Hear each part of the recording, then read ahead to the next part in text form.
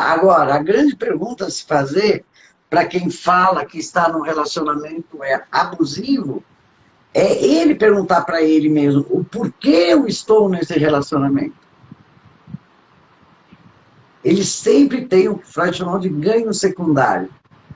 Ele só não sai porque está confortável.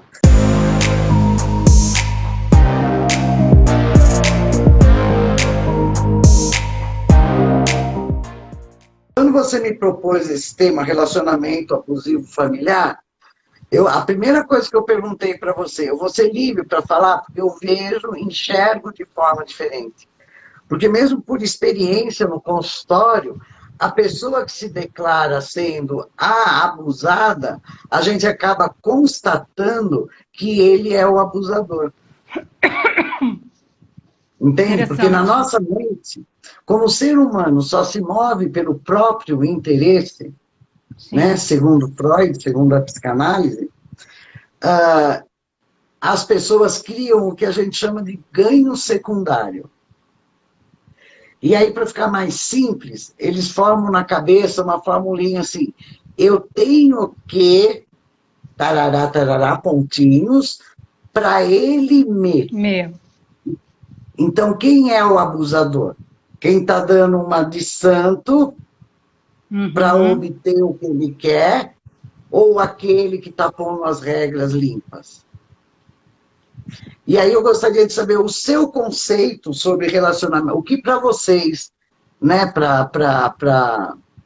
como chama, faça diferença, né? Seja diferente, faça diferença. Como que é? Seja diferente, faça diferença.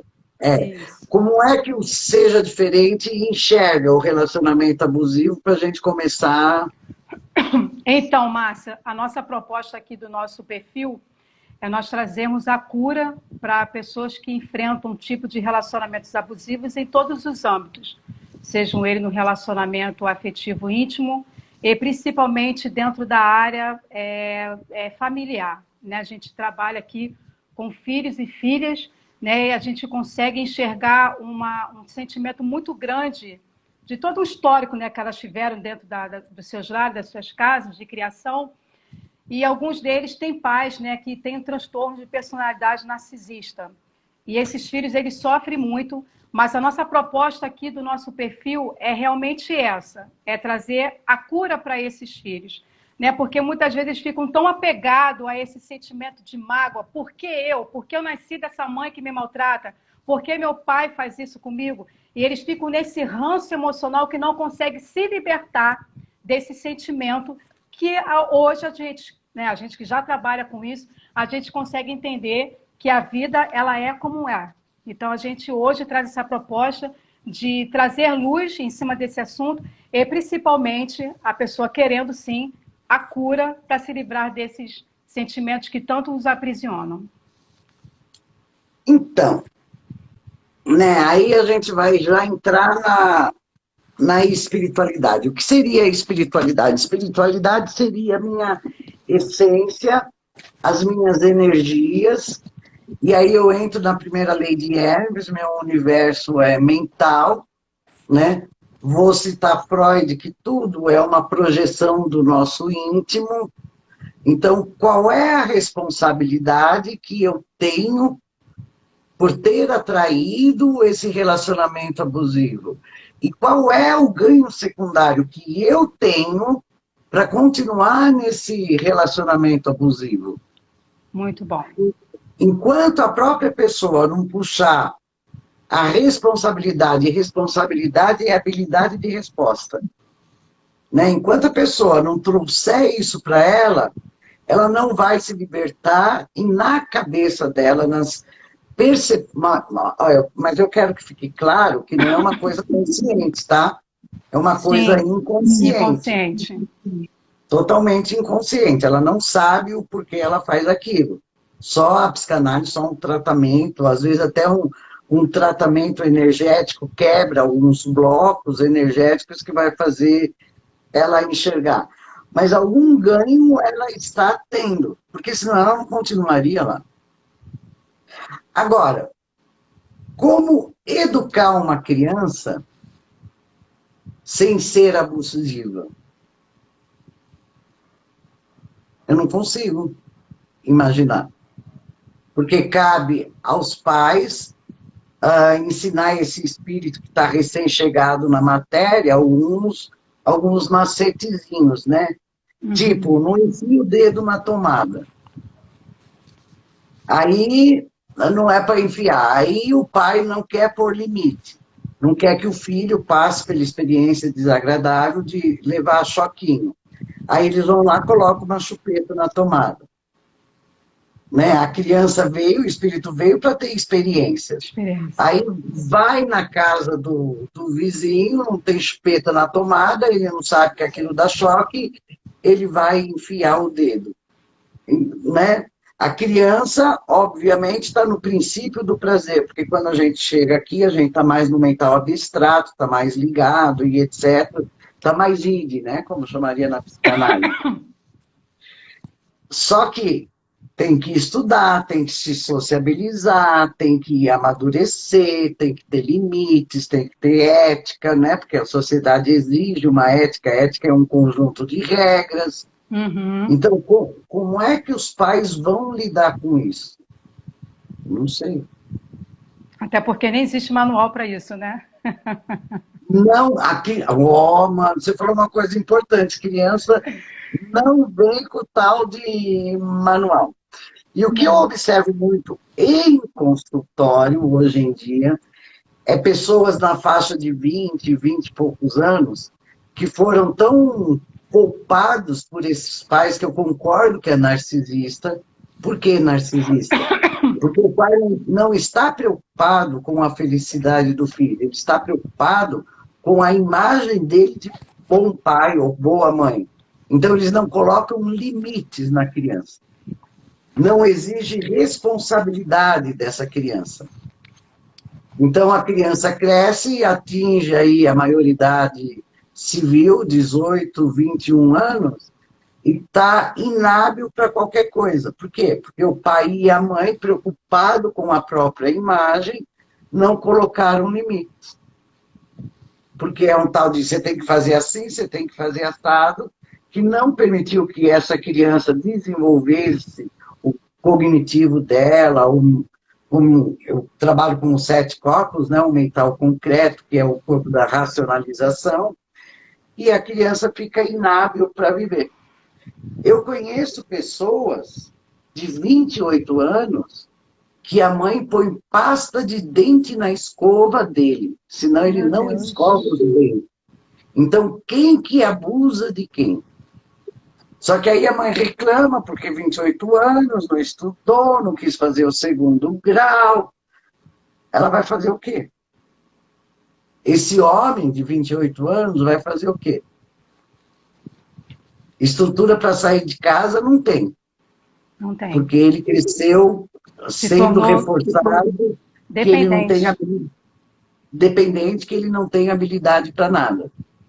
Então, quando se trata de pais e filhos, eu vejo muito abuso nesse sentido, o que eu chamaria de abuso. O pai e a mãe querer proteger, né? Mas é pelo ego dele, é pelas dores que ele sentiu, só que ele não tem essa consciência. Consegue compreender? Claro. Então, eles vão tentar proteger esse filho. Eu não tive um videogame, então eu vou dar o videogame. Eu não tive isso, voltar aquilo. Eu tive que trabalhar para sustentar a família aos 16 anos, mas o meu filho só vai trabalhar depois que tiver uma graduação. Mano. Uma hora a consequência disso, dessa criação virá. Isso é certo. Virá. Só que o que a maioria das pessoas chamam, né, no consenso geral, por isso que eu pedi para você definir o que é um relacionamento abusivo. Sim. Você consegue definir? Com a experiência aí, com seja diferente, faça diferente. Então, eu vou falar da minha própria experiência, Márcia. Eu saí da minha casa com 31 anos. Hoje eu tenho 45, eu vivi dentro de um lar abusivo. Minha mãe, ela me fez me criou para ser dona de casa, não que isso não seja louvável, muito pelo contrário, tenho o maior orgulho de ter as aptidões que eu tenho, todo o conhecimento que eu tenho, mas ela me criou, né? Claro que foi dentro da criação também que ela teve da sua ancestralidade e ela quis passar isso para nós. Mas ela nos tolhiu muito, né? Para a gente era só questão mesmo de arrumar casa, aprender a fazer comida, enfim, lavar, passar, cozinhar, casar e dar netos para ela. E muitas das vezes, quando nós queríamos ser autênticos, né, mostrar quem realmente nós éramos, ser quem somos, né, para que a gente nasceu e encarar o mundo, ali sempre tinha aquela tesoura para cortar, sempre podar. E isso, para mim, me fez muito mal, né, muito mal dentro do meu crescimento. Eu comecei a trabalhar com 31 anos, na idade que eu saí de casa, 31 anos, eu saí de casa em dezembro. Quando foi em janeiro, eu consegui meu primeiro trabalho, que até meu patrão falou, você tem 31 anos, mas você é muito inofensiva, você não tem malícia. Por quê? É o exemplo que você deu dessa mãe de 28 anos. Os pais querem proteger, né, quer criar dentro do seu molde, dentro da sua estrutura, e não dar asas para esse filho crescer. Então, eu falo por experiência própria de que eu vivi um relacionamento abusivo, sim, mas eu peguei toda essa minha bagagem e transformei essa minha história. Eu não fui vitimista dessa situação, eu reagi contra tudo isso, tenho um amor enorme pela minha mãe, tenho um amor enorme pelo meu pai, que hoje já é falecido, e eu agradeço pela vida deles na minha vida, de me formar em quem eu sou, mesmo com as suas limitações e com o seu entendimento de educação. Mas, para mim, hoje, né, dentro da visão de mundo, em parte foi bom e outras partes não. Mas hoje eu faço ter história. Então, essa também é a nossa proposta aqui, de ensinar esses filhos de como eles se livrarem dessa cadeia, desse aprisionamento, para que eles também possam seguir com as suas vidas sendo realmente quem eles são e não que os pais desejam que eles sejam. Então, querida, aí entra o tal de ganho secundário, porque eu não consigo imaginar um pai e uma mãe tesourando, mesmo que ele trancasse a porta para o filho não sair, e as janelas, o filho poderia arrebentar e sair. Só que o filho fica esperando a mãe dar asas.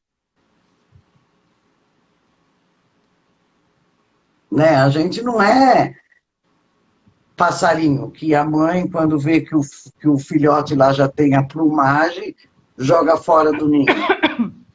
E mesmo se uma mãe expulsa, e mesmo se uma mãe ou um pai expulsar, os filhos também vão achar que é abusivo. Isso é verdade. É uma linha muito tênue entre isso daí que você falou.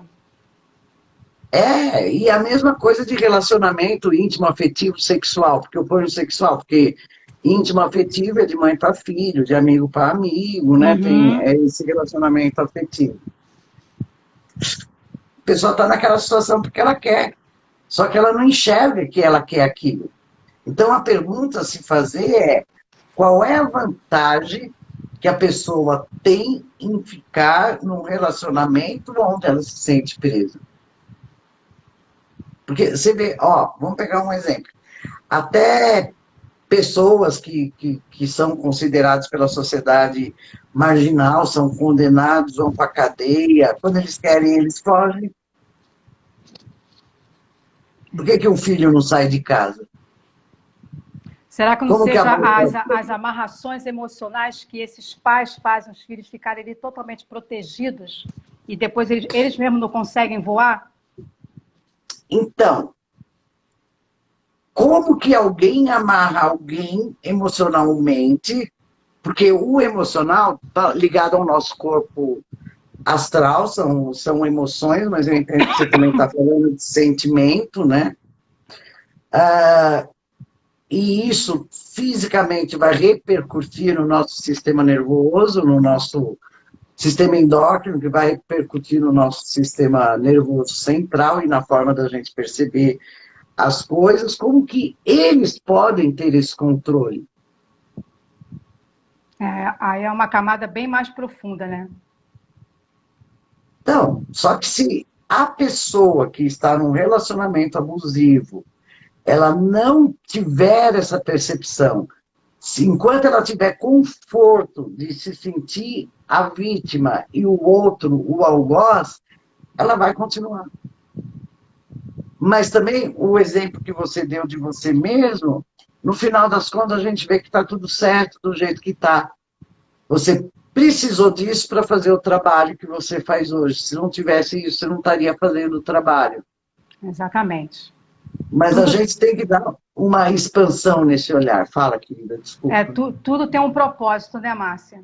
Às vezes a gente não consegue entender, como deu exemplo, hoje mesmo faço parte de alguns grupos de WhatsApp, e lá tinha uma filha querendo saber por que a mãe dela é assim. Eu até convidei para assistir essa live, e essa é a pergunta de muitos desses filhos. Aí eu queria entender, Márcia, se você pudesse dar uma visão mais ampla para a gente, dentro da visão da psicanálise, depois a gente vai para a visão da espiritualidade. O que é a família? Então, é difícil eu sair da visão de espiritualidade. Não, você fala um pouquinho da psicanálise e depois você coloca na visão da espiritualidade. Então, não dá para eu fazer isso, porque eu já juntei tanto que eu não consigo dissociar, mas eu vou tentar. Tá bom. Freud chamava, para Freud, né? Ele chamava de memória filogenética, que a mãe, enquanto estava na barriga do bebê, ia sofrer as emoções da mãe e ia nascer com as mesmas tendências, tendo uma memória que vinha da fisiologia, do físico, né? Seria o que os humanoterapeutas chamam de memória celular. E família seria aquelas pessoas que nascem com a nossa consanguinidade, que têm o mesmo sangue. Né? Só que é muito restrito essa explicação, porque se, por exemplo, eu for até a 7ª geração minha, fizer minha árvore genealógica só até a 7ª, tá? Mamãe, avô, bisavô, eu e sou etc. louca para fazer também. Se eu fizer isso, eu vou sair um pouquinho aqui, porque caiu um negócio, mas eu vou continuar falando. Se eu fizer essa conta, essa árvore genealógica, eu vou chegar em 256 pessoas.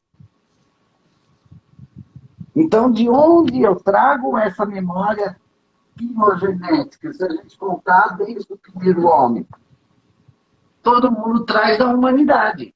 Só que cada um vem trabalhar um pedacinho, e aí, se eu trago uma memória filogenética de mamãe e papai, eu tenho obrigatoriamente as tendências, as neuroses de mamãe e papai. Eu sou igual. Né? Tanto que mamãe não quer que eu faça isso e eu não quero que mamãe faça isso. Qual é a diferença? Nenhuma. Eu quero que meu filho seja diferente e meu filho quer que eu seja diferente. Os dois estão fazendo a mesma coisa. Então, como cortar um relacionamento abusivo entre pais e filhos? É um aceitando o outro do jeito que é. Quando essa consciência ela vem, né, Márcia? Mas é como você falou, isso não faz parte do consciente, isso faz parte do inconsciente.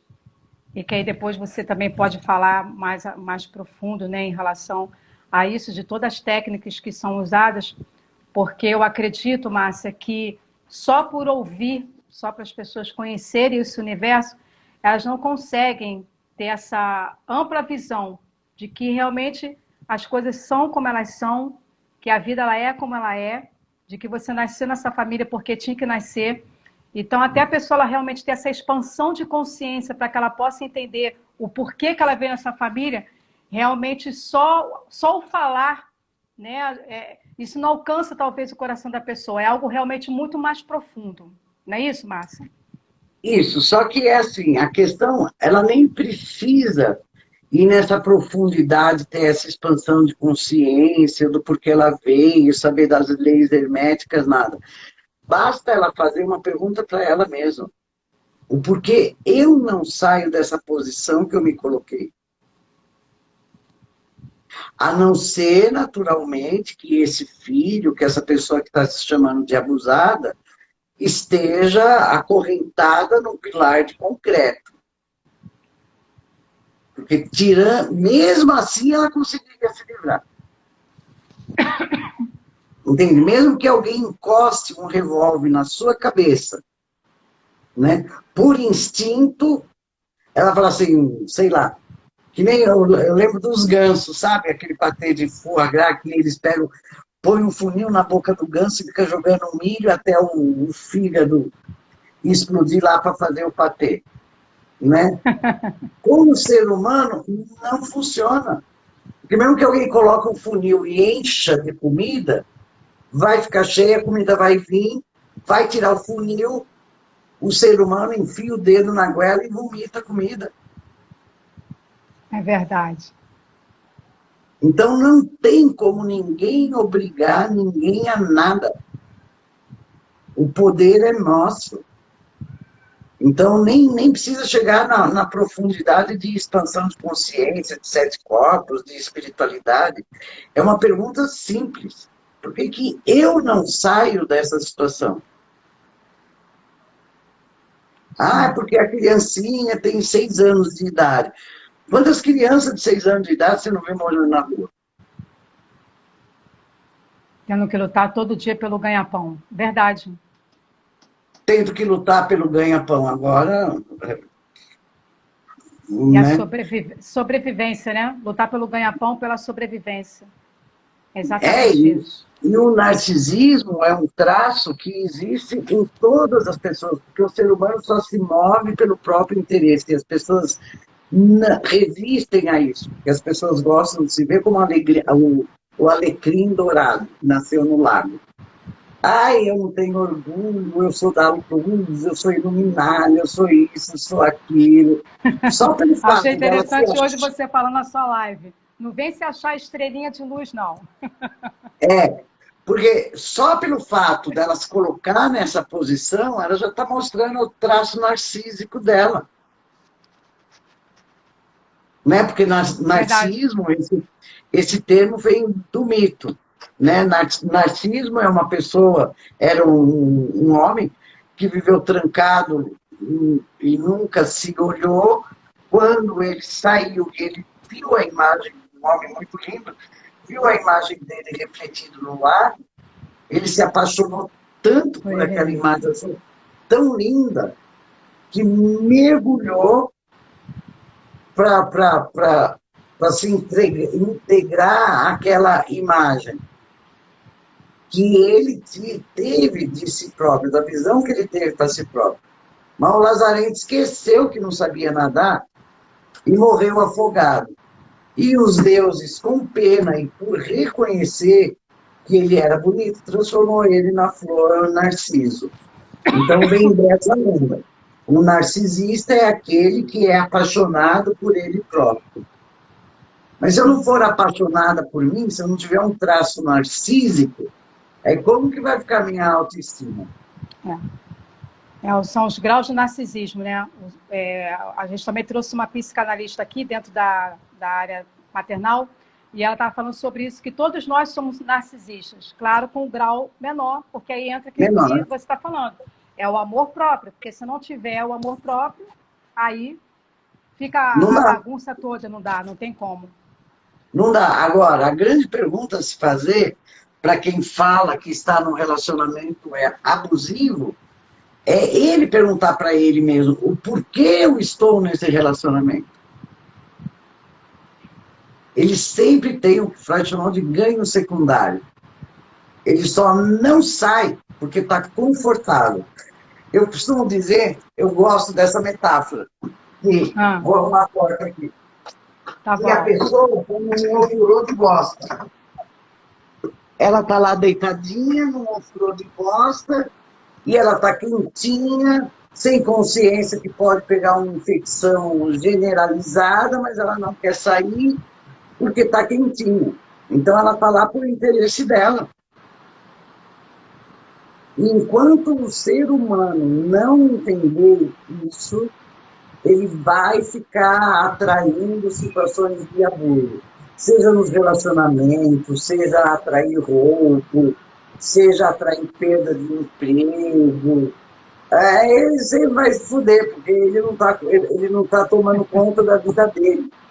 Espiritualmente, o obsessor me pegou. Por que o obsessor pegou? Porque ele, essência, não estava naquele corpo. Então, entende o que eu falo? Aí tem a questão da vibração, né, Márcia? Você acaba atraindo aquilo que você vibra, né? Isso. Mas agora, se eu fui fisicamente para mamãe e papai fazerem o meu corpo físico, eles tinham que ter a mesma frequência que eu. A mesma frequência que o meu yin e o meu yang, o meu lado masculino ou feminino, ou o meu ânima e minha ânima, senão não teria condições deles formarem o meu corpo físico. Então, se eles têm a mesma frequência, eu sou igual. É o primeiro passo. Laranjeira da laranja. Eu nunca vi uma laranjeira da manga, você já viu? Não. Só que para o abusado, aquele que se sente o abusado, não, eu sou totalmente diferente. Não tenho nada. Olha, eu escuto muito isso. Acredito. Não tenho nada a ver com essa família. Nasci em família errada. Cara, não vai chegar a lugar nenhum. Porque ele está no papel de vítima. Se a gente for voltar lá atrás, em outras vidas, né? Aí a gente começa a pensar, será que realmente fui tão boazinha assim? Né? A questão das lições kármicas, dos karmas. Então, tudo tem um porquê, tudo tem uma resposta, né, Márcia? Isso, só que é assim, na visão da psicanálise e espiritualidade, isso que você falou não existe. Karma é ação e reação. Só.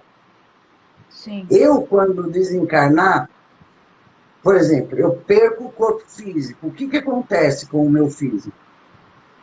É uma pergunta. Vai para debaixo da terra. E o que acontece com o corpo debaixo da terra? Vai desintegrar. Ele desintegra. Não é? Sim. O que é do mineral vai para o mineral, o que é do vegetal vai para o vegetal, o que é do animal vai para o animal. Assim somos nós. Então, também temos a ilusão de ser indivíduo. Eu, Márcia Marins, vivi nessa vida e vim nesse relacionamento abusivo, sei lá onde, nessa situação, porque em outra vida eu fiz isso e aquilo. Isso não existe. O que existe é a minha essência, é como se fosse só uma célulazinha. E depois de misturado ao todo, é a mesma coisa, lei de Hermes, tem no micro, tem no macro. A mesma coisa que acontece com o nosso corpo físico, acontece comigo o espírito individualizado, porque eu não sou indivíduo, eu sou parte do todo. Compreendi. E é essa a dificuldade das pessoas, entender que é parte do todo. Então eu vim, por quê? Porque era vontade do todo, é como os neurônios no nosso cérebro, né? Eles não têm vida própria, eles respeitam as nossas pulsões, os nossos impulsos elétricos. Sim. Assim somos nós em relação ao todo. Só que eu já vim programada, é um estudo mais profundo, né? Uhum. Mas vamos ficar só no físico. Vamos ficar no físico, então.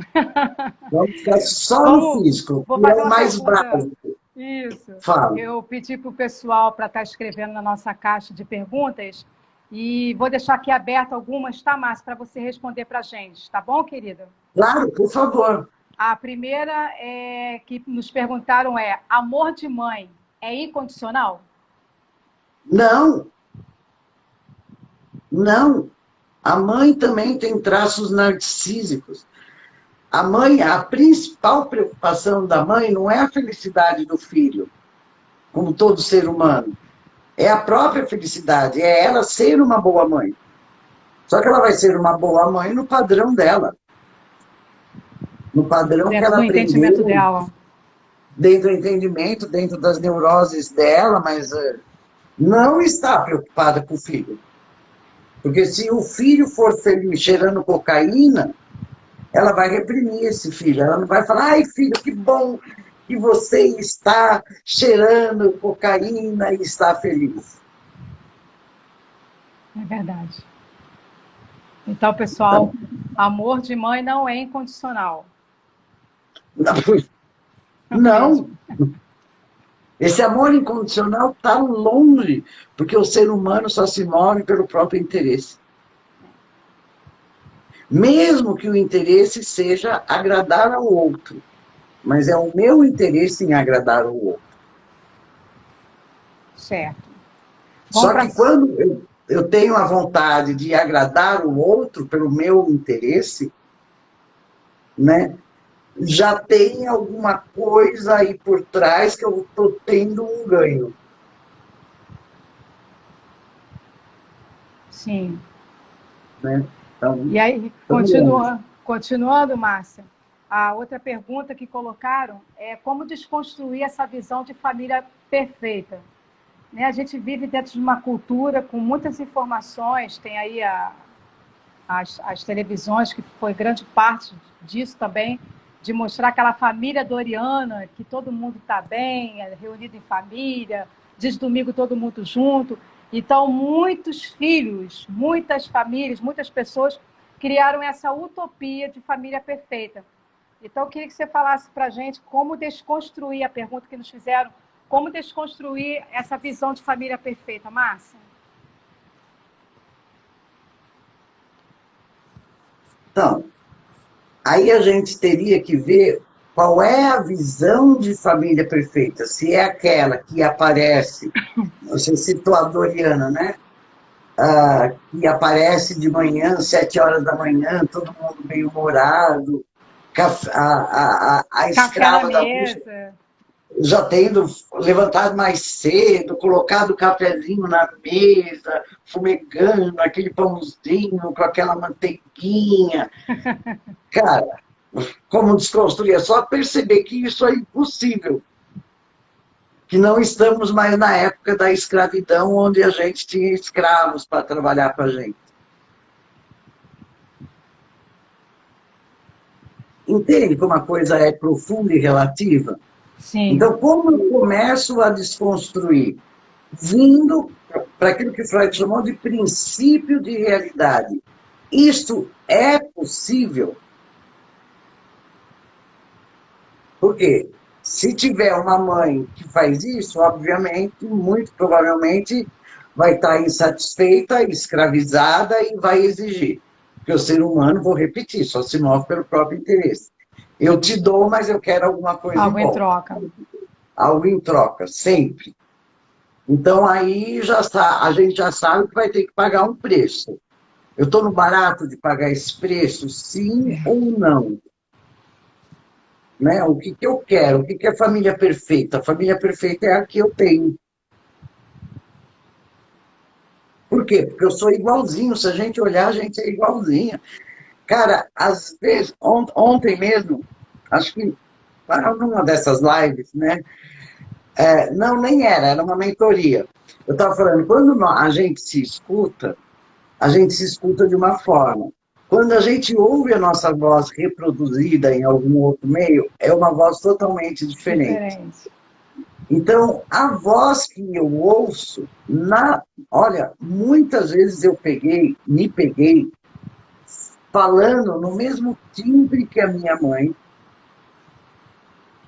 né? Da mesma forma que a minha mãe. Os trejeitos, né? Os trejeitos da minha mãe. Só que quando eu ouço a minha voz fora, eu não reconheço a voz da minha mãe, eu reconheço a minha voz de traveco velho. né? Porque eu tenho a voz grossa, porque eu fumo, e também a voz tem a ver com a Voz forte. expressão. Eu tenho muita força no falar, o laríngeo meu é bem legalzão e tal, né? Tem essa Tem um potência. gravão aí dentro. Tem um gravão aqui perto, porque quando eu falo enfaticamente. Por quê? Porque é a minha função. Eu gostaria de ser assim? Gosto, porque eu não sei ser de outro jeito, então eu tenho que gostar disso. É verdade. Uma vez eu ouvi, Márcia, queria que você pudesse esclarecer, até para mim mesmo, né? Estou aqui aprendendo muito com você nessa live, sobre a questão que todos nós carregamos os 33%, tanto do nosso pai, da nossa mãe, e aí junto com o nosso, da totalidade do todo. Queria que você explicasse para a gente de uma maneira mais detalhista em relação a isso. Olha, eu falaria que nós não carregamos 33%, nós carregamos 50% 50%. aqui na matéria, porque é um esperma e é um óvulo. Não tem nada Interessante. de eu fazendo. A não ser que a gente vá lá para a espiritualidade, mas tem a influência. Mas, de qualquer forma, o corpo físico é 50% esperma e 50% óvulo. Não é que, aliás, né, não é nem do nosso papai e da nossa mamãe. Porque quem criou o óvulo que está na barriga da mamãe foi minha vovó. A gente já não nasce com os óvulos prontos, no caso da mulher. Sim, sim, O homem não nasce com a bolsa escrotal e com a quantidade de esperma, não foi formado na barriga da mamãe. é verdade. Então, da onde saiu aquele óvulo e aquele esperma? Da vovó, porque foi a vovó que fez o corpo da mamãe.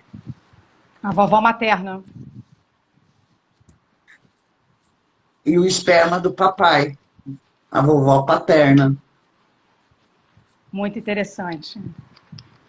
Então, é uma coisa assim de louco, porque é só a pessoa raciocinar sobre a vida, mas ninguém raciocina.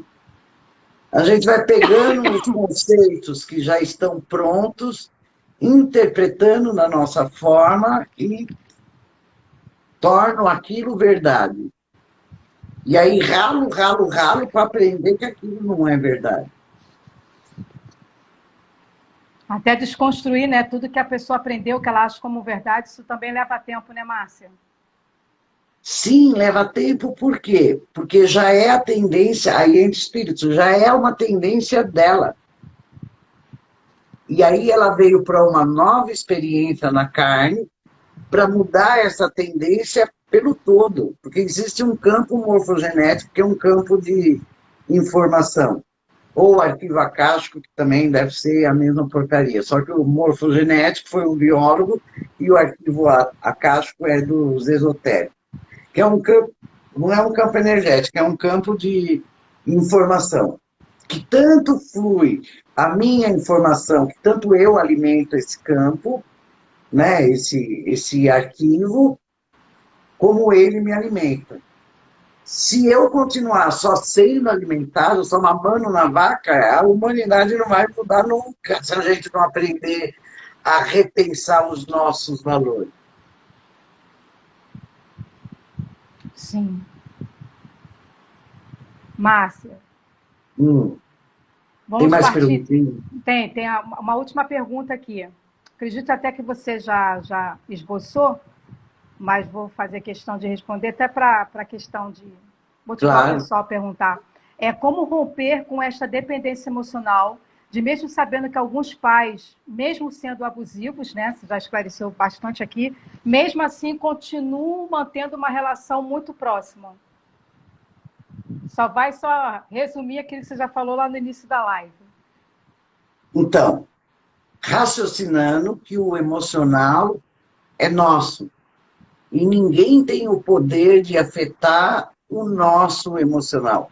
Nós nos deixamos afetar. Então, é perguntar para ele mesmo o porquê ele se deixa afetar e aí ele desdá esse nó. Mesmo convivendo, olhando para a pessoa e aceitando a pessoa do jeito que ela é. E aí, se eu quero viver próximo, eu vivo. Se eu não quero, eu vou embora. Ninguém é obrigado a ficar com ninguém. A gente percebe também muito, sabe o que, Márcia? Essa questão dos filhos ficarem preocupados, de ficarem tomando conta dos pais para o resto da vida, por causa daquela obrigatoriedade, porque os pais colocaram ele no mundo, então o filho precisa ser grato também, dedicando a sua vida para eles. E a gente percebe muito essa questão de que muitos filhos não querem viver isso. E é uma escolha também. Isso não é para a pessoa também se sentir, se autocondenar. Concorda, Márcia? É o que você acabou de falar aí. Se a pessoa também quiser ir embora, não quiser vivenciar isso, ela também está à vontade para viver assim. O que você me diz? Então, mas por experiência, né? Quando eu... vou contar uma vez, eu fui numa palestra de idosos, me chamaram para fazer uma palestra de idosos. E aí, antes, eu cheguei mais cedo, antes de conversar da melhor idade, né? Antes de começar a palestra, eu estava conversando com o pessoalzinho lá da melhor idade, de 80 anos, 80 e pouco, 70 e pouco, tal. Só garotada. Só garotada no bico do corvo, já mais para outra vida do que para essa. O que eu constatei, eu não percebi, eu constatei, que aquelas mulheres, a maioria era mulher, tá? Que chegavam, porque o filho levava, porque ela morava com o filho ou com a filha, elas estavam um caco de pessoa. As mulheres que chegavam, porque moravam sozinhas, porque não queriam morar com os filhos, ou os filhos não quiseram morar com elas chegavam inteirona. Eu fiquei conversando com uma mulher de 84 anos, que fez a opção de não ter filho, mas ela tinha irmão, tinha sobrinho, gostava, tinha um afeto maternal e etc. por esses sobrinhos, e ela falou assim para mim: olha, minha rotina é o seguinte, eu acordo de manhã, dou uma ajeitadinha na casa, 11 horas eu almoço, aí eu tomo meu banho e tenho minhas atividades. Aí ela mostrou a agendinha dela. Um dia era bingo, outro dia era palestra, outro dia era baile. 6 horas da tarde, chego em casa, me troco, faço minha jantinha, assisto minha novela e vou dormir. Os meus sobrinhos ficam preocupados comigo, de eu passar mal e morrer sozinha. Aí eu digo para eles assim, eu vou morrer sozinha de qualquer jeito, porque quando eu morro, ninguém morre comigo.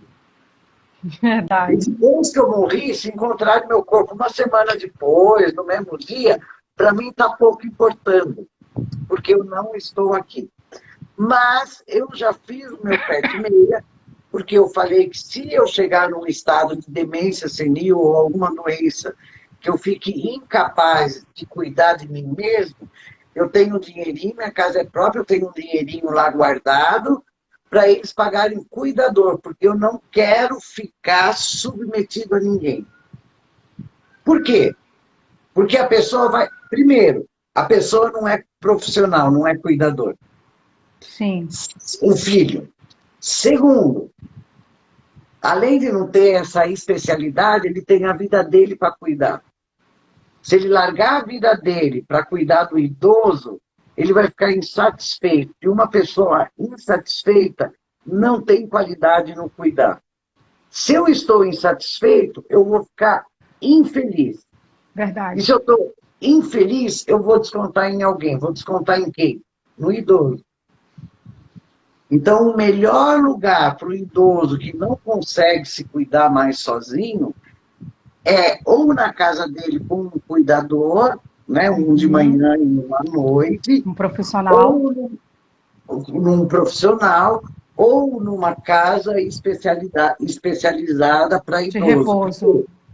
Porque eles vão ter cuidadores, eles têm técnico de enfermagem o dia inteiro, tem médico, tem nutricionista, tem a comida que pode comer, tem supervisão, coisa que um não profissional não pode propiciar. A minha avó paterna mesmo, ela ficou, minha tia, ela ficou até os 70 anos dela, minha tia com 70 anos já continuou com a minha avó já tinha 90, Mas aí chegou um momento realmente que não dava mais, até pela questão do físico mesmo da minha tia. Então, deixou ela numa casa de repouso, até da LBV, né, que é a Legião da Boa Vontade, lá em Volta Redonda. Nós somos aqui do Rio de Janeiro, em Volta Redonda, mas que casa de repouso espetacular, é o que você realmente está falando. Tinha ali os enfermeiros, o técnico de enfermagem, nutricionista, tinha tarefas ali diárias para eles fazerem. É realmente um lugar de qualidade de vida. Sim, tem baile, tem atividade para o idoso, tem horticultura, tem Tem culto, tem missa. fisioterapeuta, tem missa, tem de um tudo. O filho vai propiciar isso pro pai? Não. Não. Então ele está pensando no bem-estar do pai? Ou da mãe? Do idoso? Não, ele está pensando na imagem dele como filho. Da mesma forma que a mãe pensa na imagem dela como filho, como mãe, e não na felicidade do filho. É verdade. É quebrar esses